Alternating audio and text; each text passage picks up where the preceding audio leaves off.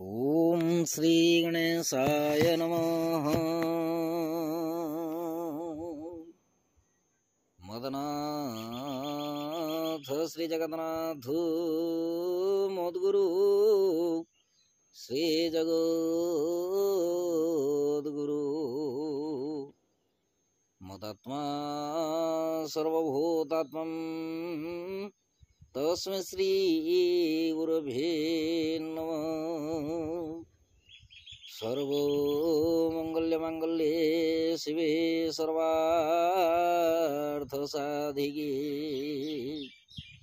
शरण्ये त्र्यंबके गौरी भगवती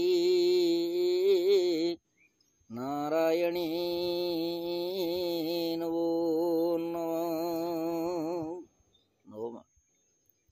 भगवती शरण। दर्शक बंधु, 12 अधिपति देवगुरु बृहस्पति नमन कर जानिबा आज राशिफल विषय रे। सर्वप्रथम जानिबा आज राशि नक्षत्र तथा पंचांग विषय रे। आज बैशाख मास शुक्ल पक्ष इंग्राजी तारीख मई मास 1 तारीख 2025 मसीहा गुरुवार। आज चतुर्थी तिथि मृगशिरा नक्षत्र मिथुन चंद्र अतिगंड जोग विष्टिकरण दिवा 11 घंटा 24 मिनिट पर बवकरण भोग हेब। जोगिनी नैऋत कोण दिवा 11 घंटा 24 मिनिट पर दक्षिण दिगरे रहिबे। आज तुला और कुंभ राशि घात 12 एवं कन्या राशि घात चंद्र। राहु काल दिवा 1 घंटा 20 मिनिट रू दिवा 2 घंटा 57 मिनिट मध्य। महेंद्र बेला रात्रि 7 घंटा 39 मिनिट रू रात्रि 9 घंटा 8 मिनिट मध्य। राहु काल रे कौनसी आनुष्ठानिक मांगलिक शुभ कार्य करिबा शास्त्र सम्मत नुहे। एणुक महेंद्र बेलाटी सर्वोत्तम, कारण महेंद्र बेलाटी श्रीहरि विष्णु अति प्रिय बोली शास्त्र मार्गदर्शन करिथाए। आजिर ग्रह स्थिति रवि मेष राशि, बृहस्पति वृष राशि, चंद्र मिथुन राशि, मंगल कर्कट राशि, केतु कन्या राशि, शनि शुक्र राहु एवं बुध एकत्रीकरण अवस्था मीन राशि गोचर करिवे। दर्शक बंधु, राशिफल जानिबा आगु जानिबा आजिर दिव्य चिंतन विषय रे। दिव्य चिंतन रे अछि जन्मजातक रे नरपति राजयोग किपरि संघटित होइथाए। उक्त विषय वस्तु नै कि संक्षिप्त आलोचना।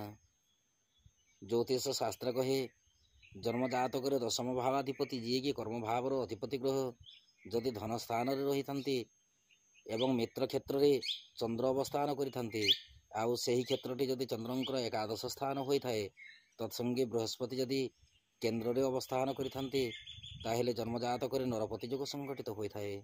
जात व्यक्ति राजकीय ठाणी रे जीवन जीविका निर्वाह करिथाए। उत्तम स्त्री प्राप्ति हेबा सहित स्वर्ण वस्त्र एवं भाग्यवान पुत्र प्राप्ति होइथाए। विशेषकरी भ्रातृभक्ति रहिबा सहित स्थिरमति युक्त होइथाए। सत्कर्म रे सदा सर्वदा प्रबल मात्रा रे आग्रह प्रकाश पाइथाए। दर्शक बंधु, एबे आसंत जानिबा आजिर राशिफल विषय रे। राशिफलटी आपणको चंद्र राशि उपर आधारित। आपणको जन्मकोष्ठी रे चंद्रमा जेउ राशि रे अवस्थान करिसंती सी हेउची आपणको चंद्र राशि बा जन्म राशि। जदि आपण निजर जन्म राशि जानि नाहंती ताहेले प्रचलित नाम राशि अनुसार राशिफलटी देखि पारिबे। चंद्रमा आज मंगलको नक्षत्र रे मिथुन राशि रे गोचर करिवे। फलरे मेष राशि ठारू मीन राशि पर्यंत द्वादश राशि उपरे चंद्रमांको केउ प्रकार प्रभाव रहिबो उक्त विषय वस्तु उपरे परिचित हेबा। काल पुरुष चक्र प्रथम राशि मेष राशि। मेष राशि व्यक्ति विशेषज्ञ पाई दिनटी चंद्रमा राशि ठारू तृतीय स्थान रे गोचर करिवे। फलरे कार्य क्षेत्र एवं व्यवसाय रे आकस्मिक धन लाभर सूचना अछि। सरकारी बेसरकारी कर्म को लेकिन मान सम्मान प्राप्ति हेब। दाम्पत्य और प्रेम संपर्क सुखद रहिबा सहित आर्थिक स्थिति अति उत्तम अटे। स्वास्थ्य शरीर सबल रहिबो। यात्रा पाई दिनटी आपणको पक्ष रे जीवो। विद्यार्थी और महिला माने कार्य क्षेत्र रे आश्वस्ति लाभ करिवे। आपणको पाई शुभ रंग आज हलदी वर्ण रंग शुभ अंक साथे आपण आज क्लींग मंत्र को 54 थर पठन करंतु दिनटी अत्यंत सुखद रहिबो। वृष राशि व्यक्ति विशेषज्ञ पाई दिनटी चंद्रमा राशि ठारू द्वितीय स्थान रे गोचर करिवे। फल कार्य क्षेत्र एवं व्यवसाय रे अस्थिरता वृद्धि हेब। सरकारी बेसरकारी कर्म को लेकिन पराधीन भाव कर्म निर्वाह करि पारंती। आईन अदालत तथा वाद विवाद कर्म जदि किछि थाए बुद्धि विचारिकी कर्म संपादन करने नितांत आवश्यक। दाम्पत्य और प्रेम संपर्क मध्यम उत्तम अटे। परिवार मध्य अशांतिर वातावरण रही पारे। दिनटी बाक्शुद्धि नितांत दरकार। आर्थिक दृष्टिकोण देखा गले आवश्यक स्थले ऋण ग्रहण करि पारंती। ଯାତ୍ରା ପାଇଁ ଦିନଟି ଆଦ୍ୟ ଶୁଭଦାୟକ ନୁହେଁ। ବିଦ୍ୟାର୍ଥୀ ଓ ମହିଳାମାନେ କାର୍ଯ୍ୟକ୍ଷେତ୍ରରେ ଅଶାନ୍ତିର ବାତାବରଣ ଲକ୍ଷ୍ୟ କରିବେ। ଆପଣଙ୍କ ପାଇଁ ଶୁଭ ରଙ୍ଗ ଆଜି ନାରଙ୍ଗୀ ବର୍ଣ୍ଣ ରଙ୍ଗ, ଶୁଭ ଅଙ୍କ 2। ଆପଣ ଆଜି ଶୀତକୁଞ୍ଜିକା ମନ୍ତ୍ର ପଠନ କରନ୍ତୁ। ଦିନଟି ଅତ୍ୟନ୍ତ ସୁଖଦ ରହିବ। ମିଥୁନ ରାଶି ବ୍ୟକ୍ତି ବିଶେଷଙ୍କ ପାଇଁ ଦିନଟିରେ ଚନ୍ଦ୍ରମା ରାଶିରେ ଗୋଚର କରିବେ। ଫଳରେ କାର୍ଯ୍ୟକ୍ଷେତ୍ର ଏବଂ ବ୍ୟବସାୟରେ ସଫଳତାର ଚାବିକାଠି ପ୍ରାପ୍ତି ହେବ। ସରକାରୀ ବେସରକାରୀ କର୍ମକୁ ନେଇକି ବହୁତ ଦିନରୁ ଅଟକି ରହିଥିବା କର୍ମ ନିର୍ବାହ କରିବେ। ଦାମ୍ପତ୍ୟ ଓ ପ୍ରେମ ସମ୍ପର୍କ ମାଧୁର୍ଯ୍ୟ ଭରା ଅଟେ। ଆର୍ଥିକ ଦୃଷ୍ଟିକୋଣରୁ ଦେଖିବାକୁ ଗଲେ ଆର୍ଥିକ ସ୍ଥିତି ସବଳ ରହିବା ସହିତ ସ୍ୱାସ୍ଥ୍ୟ ଶରୀର ଅତି ଉତ୍ତମ ରହିବ। ଯାତ୍ରା ପାଇଁ ଦିନଟି ଅମୃତ ତୁଲ୍ୟ। ବିଦ୍ୟାର୍ଥୀ ଓ ମହିଳାମାନେ କାର୍ଯ୍ୟକ୍ଷେତ୍ରରେ ନୂତନ କର୍ମରେ ମତି ଧାବନ କରିବେ। ଆପଣଙ୍କ ପାଇଁ ଶୁଭ ରଙ୍ଗ ଆଜି ନୀଳବର୍ଣ୍ଣ ରଙ୍ଗ, ଶୁଭ ଅଙ୍କ 6। ଆପଣ ଆଜି ଦେବୀ ମନ୍ଦିରରେ ଘୃତଦୀପ ଅର୍ପଣ କରନ୍ତୁ। ଦିନଟି ଅତ୍ୟନ୍ତ ସୁଖଦ ରହିବ। କର୍କଟ ରାଶି ବ୍ୟକ୍ତି ବିଶେଷଙ୍କ ପାଇଁ ଦିନଟିରେ ଚନ୍ଦ୍ରମା ରାଶିଠାରୁ ଦ୍ୱାଦଶ ସ୍ଥାନରେ ଗୋଚର କରିବେ। ଫଳରେ କାର୍ଯ୍ୟକ୍ଷେତ୍ର ଏବଂ ବ୍ୟବସାୟରେ ଗତିରୋଧ ଯୋଗ ସଂଗଠିତ ହେବ। ସରକାରୀ ବେସରକାରୀ କର୍ମକୁ ନେଇକି ଉପରିସ୍ଥ କର୍ମଚାରୀଙ୍କ ପରାମର୍ଶ ଅନୁସାରେ କର୍ମ ସମ୍ପାଦନ କରନ୍ତୁ। ଦାମ୍ପତ୍ୟ ଓ ପ୍ରେମ ସମ୍ପର୍କ ଆଦ୍ୟ ଶୁଭଦାୟକ ନୁହେଁ। ଆର୍ଥିକ ଦୃଷ୍ଟିକୋଣରୁ ଦେଖିବାକୁ ଗଲେ ଦିନଟିରେ ଅପବ୍ୟୟ ଖର୍ଚ୍ଚର ସୂଚନା ଅଛି। ସ୍ୱାସ୍ଥ୍ୟ ଶରୀର ପ୍ରତି ଯତ୍ନଶୀଳ ରହିବା ସହିତ ଖାଦ୍ୟପେୟ ଏବଂ ଦିନଚର୍ଯ୍ୟା ପ୍ରତି ଧ୍ୟାନ ରଖନ୍ତୁ।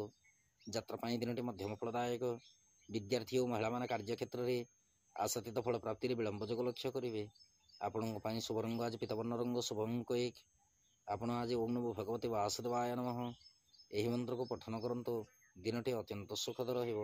ସିଂହ ରାଶି ବ୍ୟକ୍ତି ବିଶେଷଙ୍କ ପାଇଁ ଦିନଟିରେ ଚନ୍ଦ୍ରମା ରାଶିଠାରୁ ଏକାଦଶ ସ୍ଥାନରେ ଗୋଚର କରିବେ। ଫଳରେ କାର୍ଯ୍ୟକ୍ଷେତ୍ର ଏବଂ ବ୍ୟବସାୟରେ ଆଶାତୀତ ଫଳ ପ୍ରାପ୍ତି ହେବା ସହିତ ପ୍ରବଳ ପରିମାଣରେ ଲାଭର ସୂଚନା ଅଛି। ସରକାରୀ ବେସରକାରୀ କର୍ମକୁ ନେଇକି ଆନନ୍ଦରେ ସମୟ ଅତିବାହିତ ହେବ। ଦାମ୍ପତ୍ୟ ଓ ପ୍ରେମ ସମ୍ପର୍କ ସୁଖଦ ରହିବା ସହିତ ପ୍ରେମ ସମ୍ପର୍କକୁ ନେଇକି ନୂତନ ଅନୁଭୂତି ଜାଗ୍ରତ ହେବ। ଆର୍ଥିକ ଦୃଷ୍ଟିକୋଣରୁ ଦେଖିବାକୁ ଗଲେ ଆର୍ଥିକ ସ୍ଥିତି ସବଳ ଅଟେ। ସ୍ୱାସ୍ଥ୍ୟ ଶରୀର ଅତି ଉତ୍ତମ ରହିବ। ଯାତ୍ରା ପାଇଁ ଦିନଟି ଅମୃତ ତୁଲ୍ୟ। ବିଦ୍ୟାର୍ଥୀ ଓ ମହିଳାମାନେ କାର୍ଯ୍ୟକ୍ଷେତ୍ରରେ ସଦାସର୍ବଦା ଉତ୍ସାହିତ ରହିବେ। ଆପଣଙ୍କ ପାଇଁ ଶୁଭ ରଙ୍ଗ ଆଜି ରକ୍ତବର୍ଣ୍ଣ ରଙ୍ଗ, ଶୁଭ ଅଙ୍କ 8। ଆପଣ ଆଜି ଦୁମ୍ ଦୁର୍ଗାୟ ନମଃ ଏହି ମନ୍ତ୍ରକୁ ପଠନ କରନ୍ତୁ। ଦିନଟି ଅତ୍ୟନ୍ତ ସୁଖଦ ରହିବ। କନ୍ୟା ରାଶି ବ୍ୟକ୍ତି ବିଶେଷଙ୍କ ପାଇଁ ଦିନଟିରେ ଚନ୍ଦ୍ରମା ରାଶିଠାରୁ ଦଶମ ସ୍ଥାନରେ ଗୋଚର କରିବେ।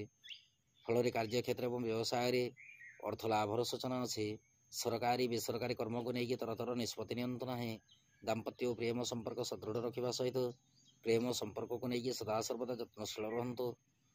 ଆର୍ଥିକ ଦୃଷ୍ଟିକୋଣରୁ ଦେଖିବାକୁ ଗଲେ ଆର୍ଥିକ ସ୍ଥିତି ଦୁର୍ବଳ ରହିପାରେ। ସ୍ୱାସ୍ଥ୍ୟ ଶରୀର ବିଶେଷ ସୁଖଦାୟକ ନୁହେଁ। ଦିନଟିରେ ବାକ୍ଶୁଦ୍ଧି ନିତାନ୍ତ ଦରକାର। ଯାତ୍ରା ପାଇଁ ଦିନଟି ମଧ୍ୟମ ଫଳଦାୟକ। ବିଦ୍ୟାର୍ଥୀ ଓ ମହିଳାମାନେ କାର୍ଯ୍ୟକ୍ଷେତ୍ରରେ ସ୍ୱକର୍ମରେ ଅତ୍ୟନ୍ତ ଖୁସି ଅନୁଭବ କରିବେ। ଆପଣଙ୍କ ପାଇଁ ଶୁଭ ରଙ୍ଗ ଆଜି ଘନ ନୀଳ ରଙ୍ଗ, ଶୁଭ ଅଙ୍କ 5। ଆପଣ ଆଜି ଅସହାୟ ବ୍ୟକ୍ତିଙ୍କୁ ସାହାଯ୍ୟ ହୁଅନ୍ତୁ। ଦିନଟି ଅତ୍ୟନ୍ତ ସୁଖଦ ରହିବ। ତୁଳା ରାଶି ବ୍ୟକ୍ତି ବିଶେଷଙ୍କ ପାଇଁ ଦିନଟିରେ ଚନ୍ଦ୍ରମା ରାଶିଠାରୁ ନବମ ସ୍ଥାନରେ ଗୋଚର କରିବେ। ଫଳରେ କାର୍ଯ୍ୟକ୍ଷେତ୍ର ଏବଂ ବ୍ୟବସାୟରେ ଅତ୍ୟନ୍ତ ଖୁସି ଅନୁଭବ କରିବେ। ସରକାରୀ ବେସରକାରୀ କର୍ମକୁ ନେଇକି ଉପରିସ୍ଥ କର୍ମଚାରୀଙ୍କ ଠାରୁ ପ୍ରଶଂସା ଲାଭ କରିବେ। ଆଇନ ଅଦାଲତ ତଥା ବାଦ ବିବାଦ କର୍ମ ଯଦି କିଛି ରହିଥାଏ, ଦିନଟିରେ ନ୍ୟାୟଟି ଆପଣଙ୍କୁ ପ୍ରାପ୍ତି ହେବ। ଦାମ୍ପତ୍ୟ ଓ ପ୍ରେମ ସମ୍ପର୍କ ସୁଖଦ ରହିବା ସହିତ ଆର୍ଥିକ ସ୍ଥିତି ଅତି ଉତ୍ତମ ଅଟେ। ଅଳ୍ପ ମାତ୍ରାରେ ଦିନଟିରେ ସନ୍ତାନ ପୀଡ଼ାର ସୂଚନା ଜଣାଯାଏ। ଆର୍ଥିକ ସ୍ଥିତି ପ୍ରତି ସଦାସର୍ବଦା ଯତ୍ନଶୀଳ ରହିବା ନିତାନ୍ତ ଆବଶ୍ୟକ। ଯାତ୍ରା ପାଇଁ ଦିନଟି ମଧ୍ୟମ ଫଳଦାୟକ। ବିଦ୍ୟାର୍ଥୀ ଓ ମହିଳାମାନେ କାର୍ଯ୍ୟକ୍ଷେତ୍ରରେ ପରୋପକାର କରି ପ୍ରଶଂସାର ପାତ୍ର ହେବେ। ଆପଣଙ୍କ ପାଇଁ ଶୁଭ ରଙ୍ଗ ଆଜି ଧବଳବର୍ଣ୍ଣ ରଙ୍ଗ, ଶୁଭ ଅଙ୍କ 3। ଆପଣ ଆଜି ଗାୟତ୍ରୀ ମନ୍ତ୍ରକୁ 54 ଥର ପଠନ କରନ୍ତୁ। ଦିନଟି ଅତ୍ୟନ୍ତ ସୁଖଦ ରହିବ। ବିଛା ରାଶି ବ୍ୟକ୍ତି ବିଶେଷଙ୍କ ପାଇଁ ଦିନଟିରେ ଚନ୍ଦ୍ରମା ରାଶିଠାରୁ ଅଷ୍ଟମ ସ୍ଥାନରେ ଗୋଚର କରିବେ। ଫଳରେ କାର୍ଯ୍ୟକ୍ଷେତ୍ର ଏବଂ ବ୍ୟବସାୟରେ ଅସ୍ଥିରତା ଭାବ ଦେଖାଯିବ। ସରକାରୀ ବେସରକାରୀ କର୍ମକୁ ନେଇକି ମନ ମଧ୍ୟରେ ଅଶାନ୍ତିର ବାତାବରଣ ରହିପାରେ। ଦାମ୍ପତ୍ୟ ଓ ପ୍ରେମ ସମ୍ପର୍କ ସୁଦୃଢ଼ ରଖନ୍ତୁ।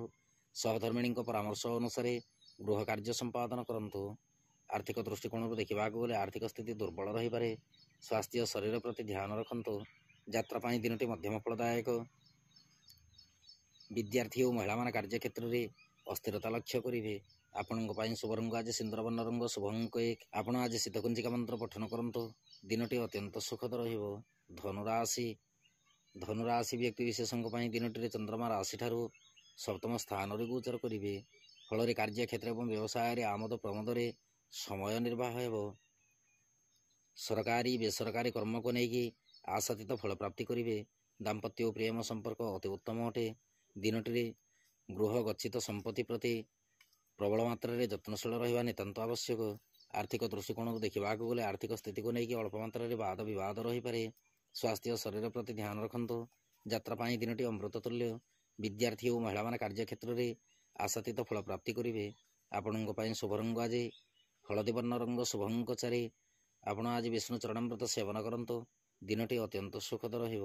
ମକର ରାଶି ବ୍ୟକ୍ତିବିଶେଷଙ୍କ ପାଇଁ ଦିନଟିରେ ଚନ୍ଦ୍ରମା ରାଶିଠାରୁ ଷଷ୍ଠ ସ୍ଥାନରେ ଗୋଚର କରିବେ। ଫଳରେ କାର୍ଯ୍ୟକ୍ଷେତ୍ର ଏବଂ ବ୍ୟବସାୟରେ ଅତ୍ୟନ୍ତ ଖୁସି ଅନୁଭବ କରିବେ। ସରକାରୀ ବେସରକାରୀ କର୍ମକୁ ନେଇକି ଉନ୍ନତିମୂଳକ କର୍ମ ସମ୍ପାଦନ ହେବ। ଦାମ୍ପତ୍ୟ ଓ ପ୍ରେମ ସମ୍ପର୍କ ସୁଖଦ ଅଟେ। ପରିବାର ମଧ୍ୟ ଯଦି କୌଣସି ରୁଗ୍ଣ ବ୍ୟକ୍ତି ରହିଥାନ୍ତି ତାହେଲେ ଦିନଟିରେ ରୋଗରୁ ମଧ୍ୟ ମୁକ୍ତି ଲାଭ କରିବାର ସୂଚନା ଅଛି। ଏଣୁକରି ସ୍ୱାସ୍ଥ୍ୟ ଶରୀର ଅତି ଉତ୍ତମ ରହିବ। ଆର୍ଥିକ ଦୃଷ୍ଟିକୋଣରୁ ଦେଖିବାକୁ ଗଲେ ଆର୍ଥିକ ସ୍ଥିତି ପ୍ରତି ଅଳ୍ପ ମାତ୍ରାରେ ଅନୁଧ୍ୟାନ ରଖନ୍ତୁ। ଦିନଟିରେ ଗୁପ୍ତ ଶତ୍ରୁ ଜାତ ହୋଇପାରନ୍ତି। ଯାତ୍ରା ପାଇଁ ଦିନଟି ଅତି ଉତ୍ତମ ଅଟେ। ବିଦ୍ୟାର୍ଥୀ ଓ ମହିଳାମାନେ କାର୍ଯ୍ୟକ୍ଷେତ୍ରରେ ନିର୍ବିଘ୍ନରେ କର୍ମ ନିର୍ବାହ କରିବେ। ଆପଣଙ୍କ ପାଇଁ ଶୁଭ ରଙ୍ଗ ଆଜି ସବୁଜ ବର୍ଣ୍ଣ ରଙ୍ଗ, ଶୁଭଙ୍କ 8। ଆପଣ ଆଜି ଦେବୀ ମନ୍ଦିରରେ ଘୃତଦୀପ ଅର୍ପଣ କରନ୍ତୁ। ଦିନଟି ଅତ୍ୟନ୍ତ ସୁଖଦ ରହିବ। କୁମ୍ଭ ରାଶି ବ୍ୟକ୍ତିବିଶେଷଙ୍କ ପାଇଁ ଦିନଟିରେ ଚନ୍ଦ୍ରମା ରାଶିଠାରୁ ପଞ୍ଚମ ସ୍ଥାନରେ ଗୋଚର କରିବେ। ଫଳରେ କାର୍ଯ୍ୟକ୍ଷେତ୍ର ଏବଂ ବ୍ୟବସାୟରେ ନୂତନ ଉପାୟରେ ଉପାର୍ଜନ କରିବା ପାଇଁ ସମୟ ବାଧ୍ୟ କରିପାରେ। ସରକାରୀ ବେସରକାରୀ କର୍ମକୁ ନେଇକି ଚିନ୍ତିତ ରହିପାରନ୍ତି। ଦାମ୍ପତ୍ୟ ଓ ପ୍ରେମ ସମ୍ପର୍କ ମଧ୍ୟମରୁ ଉତ୍ତମ ଅଟେ। ଆର୍ଥିକ ଦୃଷ୍ଟିକୋଣରୁ ଦେଖିବାକୁ ଗଲେ ଆର୍ଥିକ ସ୍ଥିତି ସବଳ ରହିବ। ଦିନଟିରେ ନାନାଦି ପ୍ରକାର ଚିନ୍ତାରେ ମଧ୍ୟ ମାନସିକ ସ୍ଥିତି ଦୁର୍ବଳ ରହିପାରେ। ବିଶେଷ କରି ସନ୍ତାନ ସନ୍ତତିଙ୍କ କାର୍ଯ୍ୟକଳାପ ଉପରେ କଡ଼ା ନଜର ରଖନ୍ତୁ। ଆଶାତୀତ ଫଳ ପ୍ରାପ୍ତିରେ ବିଳମ୍ବ ଯୋଗ ରହିବାର ସୂଚନାରୁ ଜଣାଯାଏ। ସ୍ୱାସ୍ଥ୍ୟ ଶରୀର ପ୍ରତି ଧ୍ୟାନ ଦେବା ସହିତ ଯାତ୍ରା ସମୟରେ ସତର୍କ ରୁହନ୍ତୁ। ବିଦ୍ୟାର୍ଥୀ ଓ ମହିଳାମାନେ କାର୍ଯ୍ୟକ୍ଷେତ୍ରରେ ଅଳ୍ପ ମାତ୍ରାରେ ଅଶାନ୍ତି ଲକ୍ଷ୍ୟ କରିପାରନ୍ତି। ଆପଣଙ୍କ ପାଇଁ ଶୁଭ ରଙ୍ଗ ଆଜି ଘୃତବର୍ଣ୍ଣ ରଙ୍ଗ, ଶୁଭଙ୍କ 2। ଆପଣ ଆଜି ହନୁମାନ ଚାଳିଶା ପଠନ କରନ୍ତୁ। ଦିନଟି ଅତ୍ୟନ୍ତ ସୁଖଦ ରହିବ। ମୀନ ରାଶି ବ୍ୟକ୍ତିବିଶେଷଙ୍କ ପାଇଁ ଦିନଟିରେ ଚନ୍ଦ୍ରମା ରାଶିଠାରୁ ଚତୁର୍ଥ ସ୍ଥାନରେ ଗୋଚର କରିବେ। ଫଳରେ କାର୍ଯ୍ୟକ୍ଷେତ୍ର ଏବଂ ବ୍ୟବସାୟରେ କଳହର ସୂତ୍ରପାତ ହୋଇପାରେ। ସରକାରୀ ବେସରକାରୀ କର୍ମକୁ ନେଇକି ଅସ୍ଥିରତା ଭାବ ଦେଖାଯିବ। ଦାମ୍ପତ୍ୟ ଓ ପ୍ରେମ ସମ୍ପର୍କ ମଧ୍ୟମରୁ ଉତ୍ତମ ଅଟେ। ଆର୍ଥିକ ଦୃଷ୍ଟିକୋଣରୁ ଦେଖିବାକୁ ଗଲେ ଦିନଟିରେ ଅର୍ଥ କ୍ଷୟର ସୂଚନା ପରିଲକ୍ଷିତ ହୁଏ। ଗୃହ ଗଚ୍ଛିତ ସମ୍ପତ୍ତି ପ୍ରତି କଡ଼ା ନଜର ରଖନ୍ତୁ। ଯାତ୍ରା ପାଇଁ ଦିନଟି ମଧ୍ୟମ ଫଳଦାୟକ। ବିଦ୍ୟାର୍ଥୀ ଓ ମହିଳାମାନେ କାର୍ଯ୍ୟକ୍ଷେତ୍ରରେ ତରତର ନିଷ୍ପତ୍ତି ନେଇକି ସନ୍ତାପିତ ହୋଇପାରନ୍ତି। ଆପଣଙ୍କ ପାଇଁ ଶୁଭ ରଙ୍ଗ ଆଜି ପୀତବର୍ଣ୍ଣ ରଙ୍ଗ, ଶୁଭଙ୍କ 7। ଆପଣ ଆଜି ପିତାମାତାଙ୍କ ଠାରୁ ଆଶୀର୍ବାଦ ଗ୍ରହଣ କରନ୍ତୁ। ଦିନଟି ଅତ୍ୟନ୍ତ ସୁଖଦ ରହିବ। ଦର୍ଶକ ବନ୍ଧୁ, ଇଏ ଥିଲା ମେଷ ରାଶି ଠାରୁ ମୀନ ରାଶି ପର୍ଯ୍ୟନ୍ତ 12 ରାଶିର ରାଶିଫଳ ଏବଂ ଆଜିର ଦିବ୍ୟ ଚିନ୍ତନ। ଏବେ ଅନୁମତି ଦିଅନ୍ତୁ। ନମଃ ଭଗବତେ ଶରଣ।